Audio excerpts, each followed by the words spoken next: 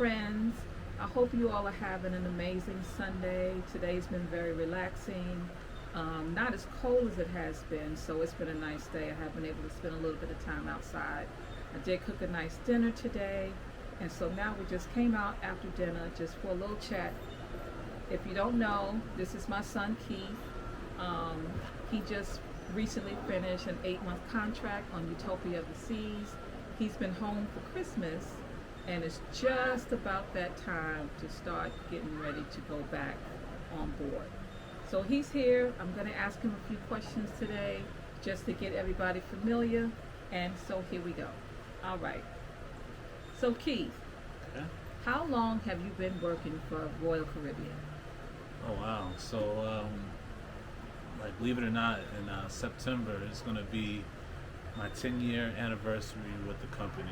It's the only cruise company I've worked for. So, yes, 10 years with Royal Caribbean.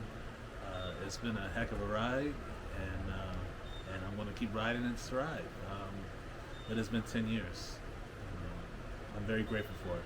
Well, you know, it's great these days to have a job that you enjoy doing. Everybody can't say that. I wish I enjoyed my job a little bit better, but it is what it is, and I'm grateful. All right. So it is almost time to be going back to work. So can you tell us a little bit about what is onboarding like? Oh wow! So it's a whole process. Whenever you finish a contract, you have to. There's a couple of things you have to make sure that's completed before you're able to join for your contract. You have to make sure your paperwork is up to date. So that is your trainings.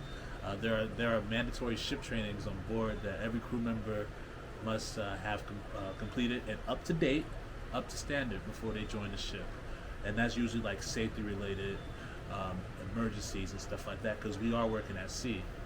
Also making sure our passports are up to date, because we have ships all over the world, whether it's Europe or obviously the Caribbean and like Australia, the Pacific Islands.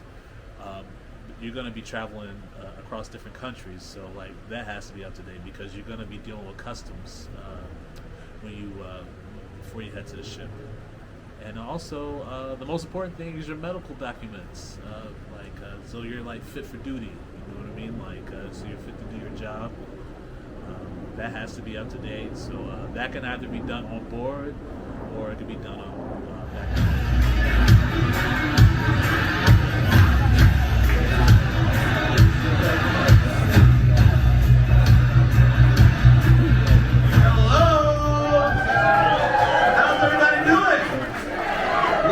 Everybody, my name is Keith. I'm the comedy host this evening. Everybody have a good day? Yeah. Excellent, excellent. So who's ready for some laughs? Before we get to that point, there are some things I do need to go over with you. To your left, those couple doors I'm pointing to, those are the doors you're going to need to use. You need to exit or re-enter the venue at any moment during the performance, okay? Second of all, my friends behind the bar, they're going to slowly start disappearing because we can't have too much noise distracting the ambiance of the room. And last but not least, can we lay off the cell phone for 45 minutes and let the comedians do their jokes and show respect? We can do that, right? Well, let's get this show on the road. Our first comedian has been a favorite with Royal Caribbean for many, many years. He's made appearances on the Tonight Show with Jay Leno, and he was on The Last Comic Standard. So ladies and gentlemen, put your hands together for the wonderful Louis Ramey! All right, Keith. So exactly what is your role on board? My role is that I'm part of the entertainment team on board, the activities team to be more specific. We work directly with the cruise director, and it's our job to provide the fun entertainment on board. Not confused with the performers and stuff like that. They're amazing, like the Aqua, the Ice, the theater cast.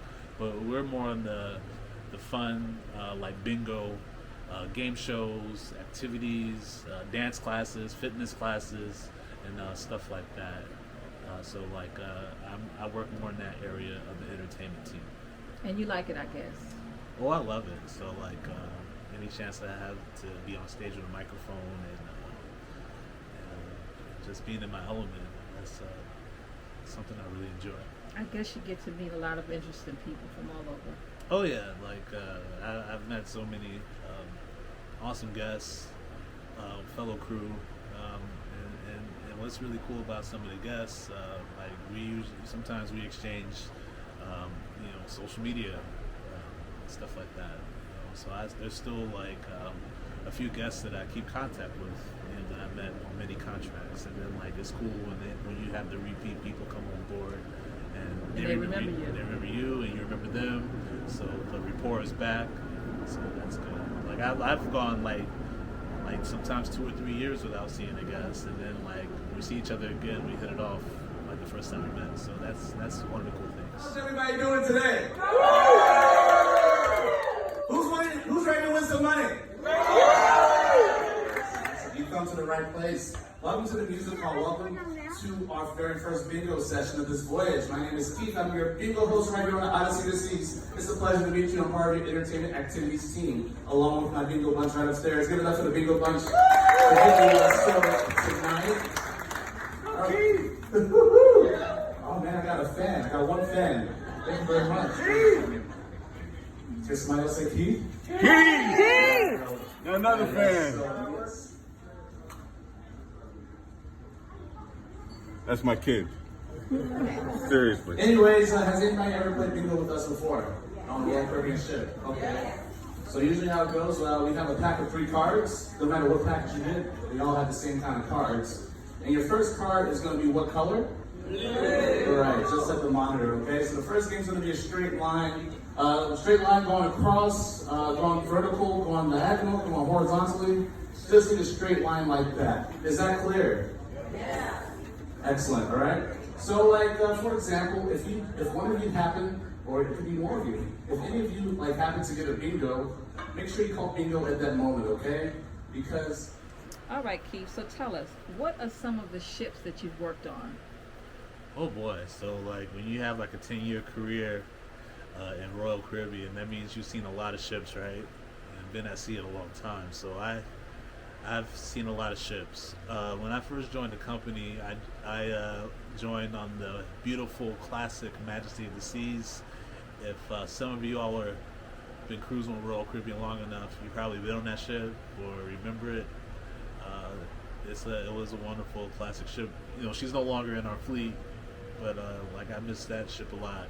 And then from Majesty, I went to Empress. That's even an older ship than Majesty was, and a smaller ship. It's the smallest ship we ever had.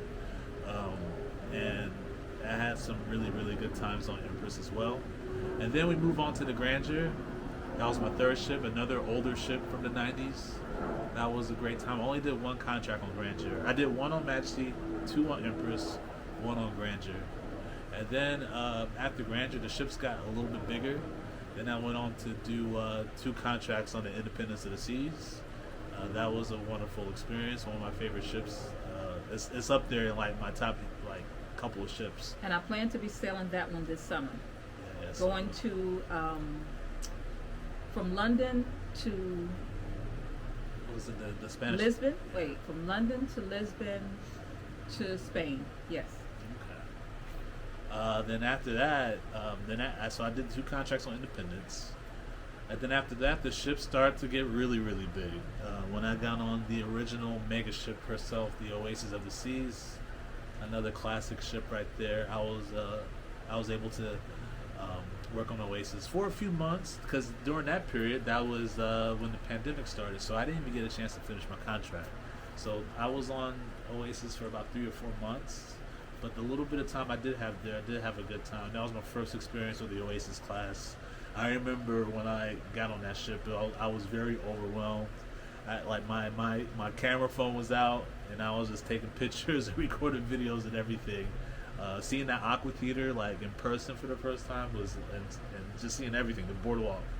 Because you have to remember, I came from smaller ships, so like the Oasis was like a different planet. Right. So that was a great experience right there. So we did some time at home. And the company was getting ready to return to service. I was really, really grateful. I didn't wait at home as long as some other crew members, because I got an email asking me to do something that was very, very historic and very, very wonderful, and that was to be part of the opening team of the Odyssey of the Seas. So So I was able to do that. I flew out to Limassol, Cyprus.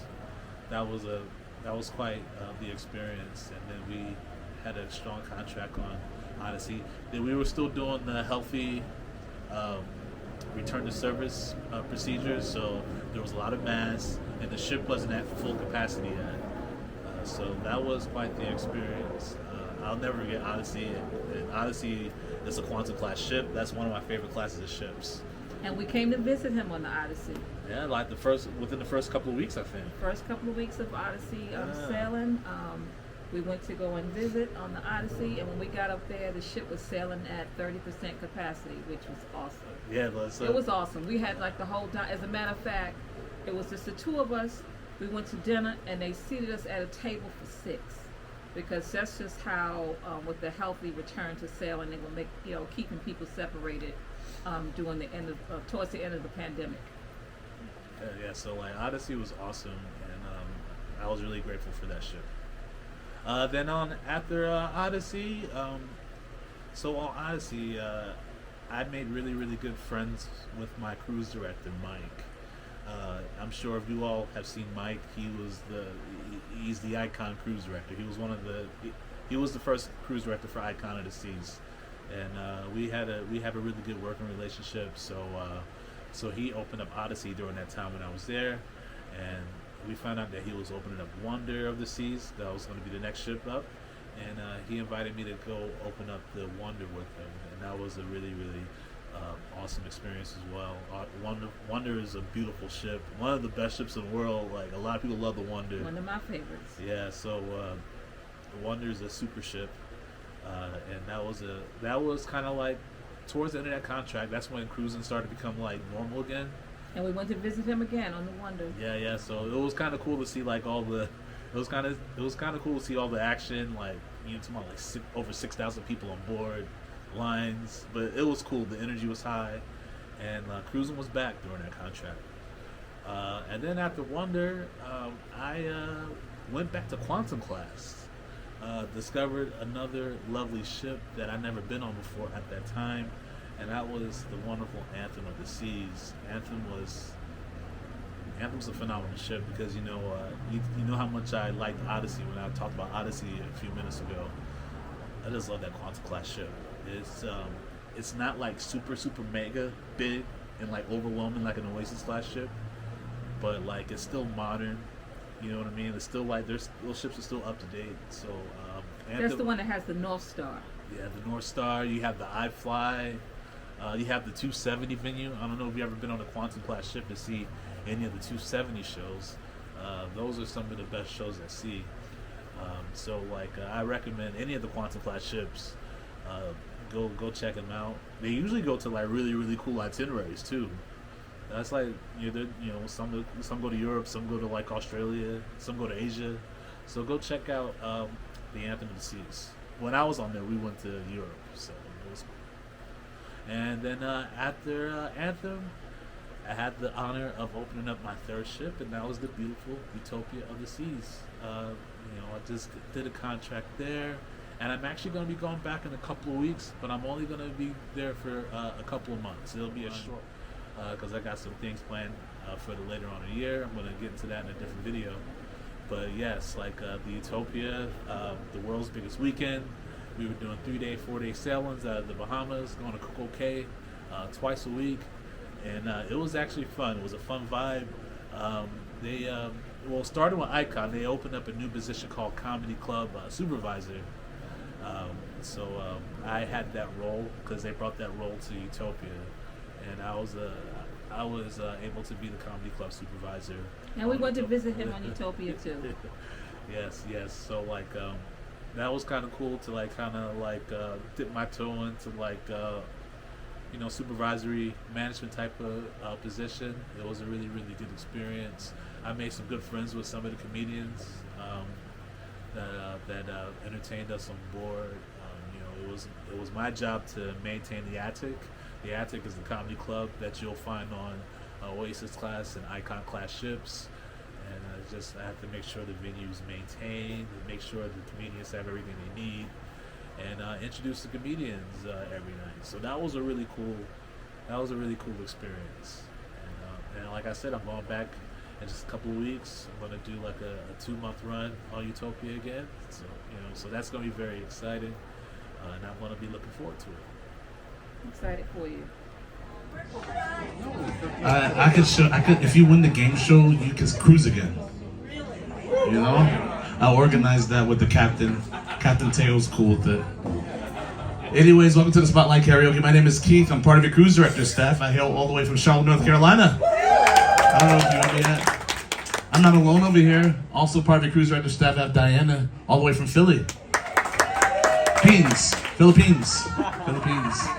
And also, we have Romano. He's a lifeguard currently, but he's going to be a cruise director staff.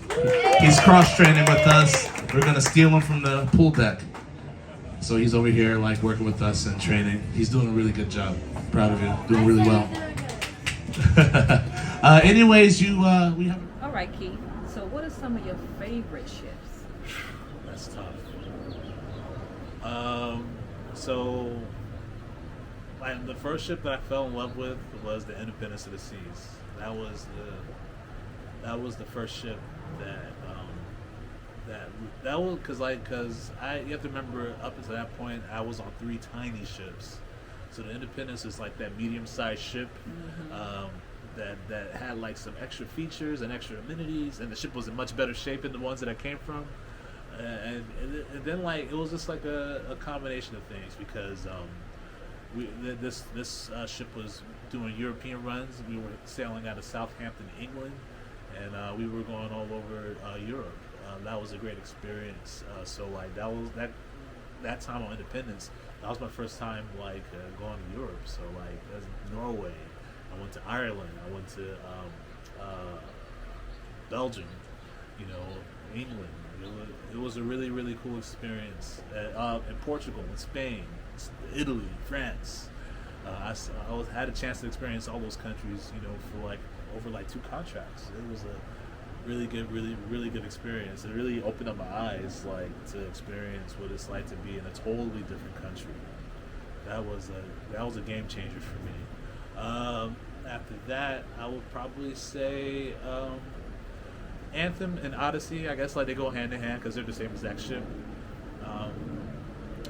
Like I said, I'm a big fan of the Quantum class ship. Just the layout of it, I love the Esplanade and all the other amenities that those ships have to offer.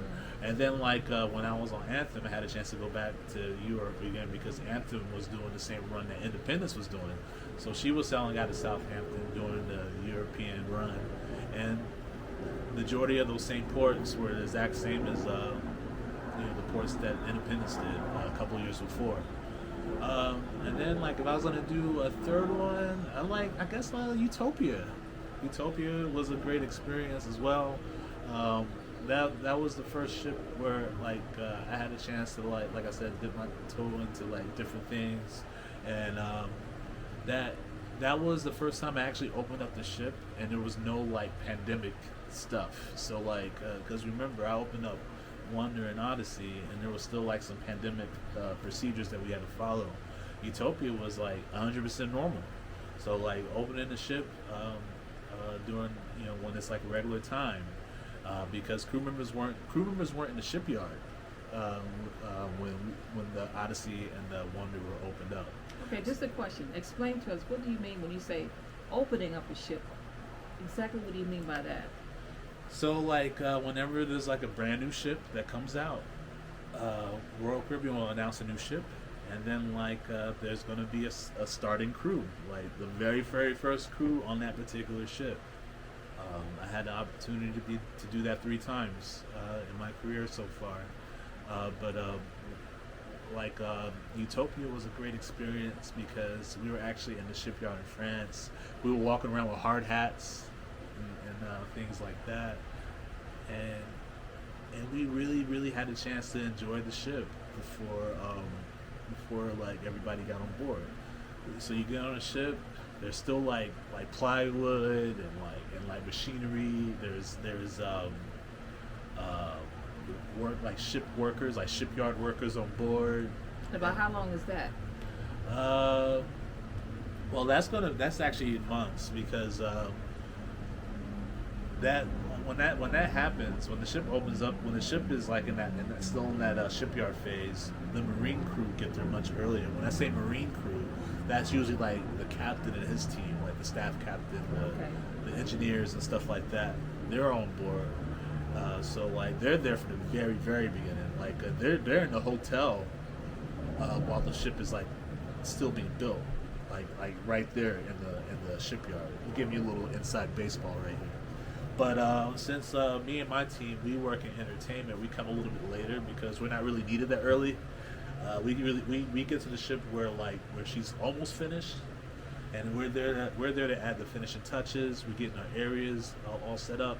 We got to make sure the theater is all good to go because it's not just like my team; it's like a whole department. So that's going to be the technicians, like the sound techs, the stage staff, and all that, the light technicians, the riggers, everybody. And then like the cast, they're like installing their shows, rehearsing, installing their shows. So the ice cast is installing, the theater cast, the aqua cast, they're installing their shows. And I imagine the restaurants are getting ready too. Restaurants, everybody, yeah. So just is that when you get the chance to taste the food? Yeah. So like I always hear about him tasting all of this food. Okay, so one of the good things about being part of the opening team for a ship is that the crew members are essentially guinea pigs before you guys get on board. So what that means is that somebody's gonna test out the food, somebody's gonna test out the drinks, and then like the amenities. Poor thing.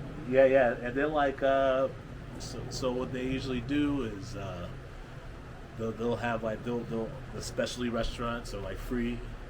Like and like the crew members get a chance to enjoy them. It's like a taste test, right? It's a stress test, right? Like they have to get our feedback. Like if something's not so great, we gotta let them know. But that rarely happens with the Royal Caribbean food. And then like even like the bars, like we had a chance to experience the bars. So another cool thing is that like when we test out the bars on the ship, the drinks they sell them at the crew bar prices, which is really really good. So that's like. Because like at the crew bar, we don't get the fancy like daiquiris and cocktail drinks that you guys get. So it was kind of cool to like enjoy those as well. But yeah, like and then also like we get a chance to go to the sports deck and like check out the slides and all that stuff and check out the flow rider and all that, because all the stuff has to be tested out. You know what I mean? I went up and down the abyss like a bunch of times before the ship opened. You know, so. Sounds like a lot of fun to me. Doesn't sound like work. No, not really. The heroes welcome. Time to come home, dear brother. Your tour of duty through. You've given as much as anyone could be expected to do. Just a few steps further, the smoke will start to clear. Others here will guide you. You have no need of fear. You have not failed your brothers. You clearly gave it all. And through your selfless actions, others will hear the call. So take your place of honor among those who have come before, and know you'll be remembered for now and evermore. Thank you. What are some of your favorite ports? Okay. Oh man, so the first, I'm gonna be a little like generic with my first port that I really really enjoyed. And I only been to this port for one contract, and this was my first contract, and I haven't been there in 9 years, more than 9 years, and that's Key West. Key West was a really really cool laid back port. It's very Bohemian, but it's still Florida. And the food was really really good, and it was just a really cool vibe. The locals were really nice. So Key West was like the first one I really really enjoyed. The next one that really really stole my heart, when I was on Empress, I was one of those rare people in that period of time that had a chance to go to Cuba. That was quite the experience. Cuba was top notch. It was phenomenal. It was almost like stepping out of a time machine, because like you see like these classic cars everywhere, and there was like an energy from the people there is like, oh wow, like you don't really, they didn't really see too many outsiders Right. coming into Cuba, so that was something. Hadn't had any tourists, Yeah, any so visitors it in was so going, long. yeah, so that was really, really great, and I had a good experience there because like everybody there was like really, really friendly and really, really nice. So like, and I wish that I'll be able to go to Cuba again one day if that happens. I'll definitely be down for that. Then after that, it's all of Europe, man. Where do I start? The first, I'll have to probably, let's say, Barcelona. Be able to experience Barcelona, that was phenomenal. It's one of the most beautiful cities in the world. I've been to Barcelona. It is beautiful, And the food was so good. yeah, like there's just so much to see, and it was something I'll never forget. And on my break, I'll just get off the ship and just walk around for hours. That's what I would just do, like looking in the shops. And they had some really cool things to see, and the food, phenomenal. Top notch. Yeah, like get some, like some paella. That was usually one of my go-tos, is like paella whenever I'm in any of the Spanish ports. Another great country that I really enjoyed, and there's two cities in this country. It's called Portugal, Lisbon and Madeira, both phenomenal. Lisbon, I spent more time there than I did Madeira, so Lisbon has been one of my favorite cities that I've had a chance to experience. One thing you have to do is you have to try the pasta de nata in Lisbon, Portugal. It's their one of their delicacies, one of their signature dishes. Is actually like a dessert pastry, and it's almost kind of like a little mini creme brulee. I don't mean to simplify it in my description, but there's nothing simple about the taste. The flavors. And I will be going to Portugal this summer. I'll take you all along with me, and I will be looking for that pastry. Yeah, the pasta de nata is something that everybody gets. There's like whole bakeries that are dedicated to that dish. And then like another place was Norway, and unfortunately, like I have a hard time pronouncing like all these like ports in Norway, because the Norwegian itinerary is a 7-day itinerary, and all the ports are Norwegian ports, and it's just like the names are just like really crazy. The first time I did that itinerary was on Independence of the Seas, and that one was a little different because at that time it was one of the ports was Oslo. I could say Oslo. Oslo, Norway. Yes, Oslo was really, really it's a really, really cool port because it stood out from the other ones because this one's actually like a city, like a metropolis. Because all the other Norwegian ports is more like outdoorsy, full of nature, and it's really cool that Norway's really good at both. Because like their city life, like with Oslo, is actually really, really cool, really phenomenal. Lots of things to see, and one thing about Norway in general, it's a little bit on the pricier side. So like if you all like do a Norway sailing, don't be surprised when you see like some of those prices. And I remember one time, I kept it simple. One visit, I went to Burger King. Yes, I went to Burger King in Norway, and I think I just had like a Whopper meal and a drink, like a basic meal, and then like my meal was like $19. Like if you convert it to US, so like, but it's it's worth it for the experience. And then there's a couple of ports in Italy that I enjoyed because you have to go to Italy and enjoy some real Italian pizza. We had some in Florence. Yeah, Florence. Yeah, I've done Florence. I've done Naples. I've done La Spezia. And Rome. So like all the Italian ports are phenomenal. So those are probably some of my favorite. I haven't had a chance to do Asia yet. Never been to Asia. And I haven't done Australia yet. So, but I've gotten lucky. It's coming. Yeah, at some point It's it'll be coming. At some point. All right, so my last question is just asking about how the people were in the ports, like when the crew would go off into the ports, how do you feel like you were received by the people? A grade A plus all around. Everybody was super super friendly. Um, they were very very welcoming. But I guess like they're used to it after years of cruise ships coming to their countries. So like I guess they know what to get ready for. Sometimes there's a language barrier that makes sense, but like we usually figure things around. Like sometimes I'll be in a cafe and I'm using Google Translate while I'm talking with a server at one of the restaurants or cafes. But other than that, everybody's super super friendly, very very grateful to have us, and we're very grateful to be there. So it's kind of cool to experience different people from all over the world. That's one of the things that keeps me coming back. That's one of the things that keeps me in the company for 10 years. Okay, so speaking of which, you work on ships where you are living day to day with people from all over the world. People coming from all over. So what is that like? Like, I mean, a lot of your fellow crew members come from where they speak different languages, they have different accents, things like that. How has that helped you to learn some of the languages maybe that they're speaking? Yeah, so that's like one of the cool things about working on a ship is that most ships that I've been on, you have like maybe like 60 or 70 different nationalities that's represented.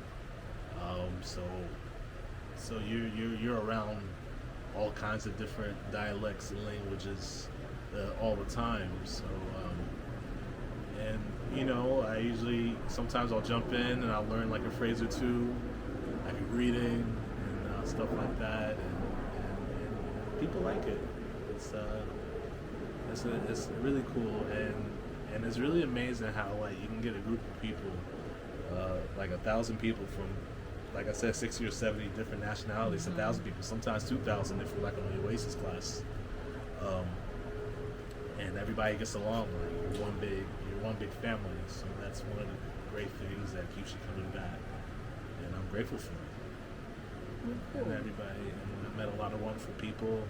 I made wonderful friends that I still talk to this day. 10 years strong.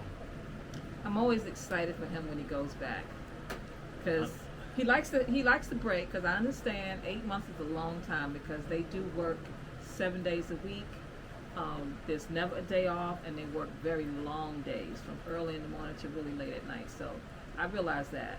So he does need to rest when he's on vacation, but when it starts to get close to time to go back, he starts getting really excited about going back. So yeah, and I'm really excited because end of February I'll be back on the Utopia, the seas. Like I said, I'm going to do a 2-month run there, and if any of you all are going to be on Utopia during that time, come find me, say hello, come visit the Utopia. It's it's one of the best ships in the world. It's the world's biggest weekend, and we're the only ship in the fleet where our silent disco, our hush party, has 3 stations. I think that's one of the bragging rights that we can have with Utopia. okay, so it's back to Utopia for a couple of months, then you get a break, and then the big mystery as of what happens next. So just stay tuned, everybody. Yeah, thank you very much. It's been a pleasure. We're going to include a few clips, maybe Keith out and about on the ships and what he's doing, okay? Thank y'all for watching. Like and subscribe, please.